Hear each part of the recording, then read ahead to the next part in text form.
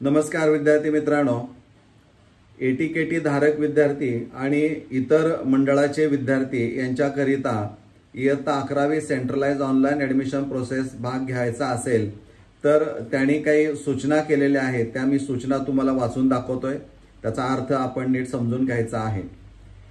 जुलै 2025 मध्ये जी पुरवणी परीक्षा महाराष्ट्र स्टेट बोर्डची झाली त्या परीक्षेत अद्याप एटीकेटी असलेल्या विद्यार्थ्यांना वेगळ्याने स्पेशल राऊंड 2 देण्यात येईल.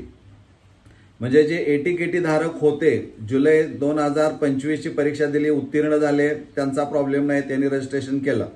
पण जे अद्याप एटीकेटी धारक आहेत, त्यांचे विषय सुटलेले नाही आहेत, त्यांना मात्र जो स्पेशल राऊंड 2 असणार आहे त्यामध्ये सहभाग घ्यायला त्यांना परवानगी असणारी आहे.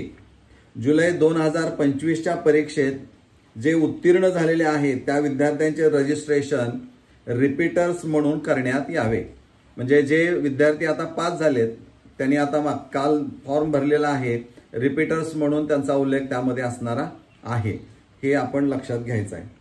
राज्य मंडळा व्यतिरिक्त म्हणजे सीबीएसई बोर्ड असेल किंवा इतर बोर्ड असेल, इतर कोणत्याही मंडळाच्या विद्यार्थ्यांना एटीकेटी असल्यास ते सदर प्रवेश प्रक्रियेत भाग घेऊ शकत नाहीत.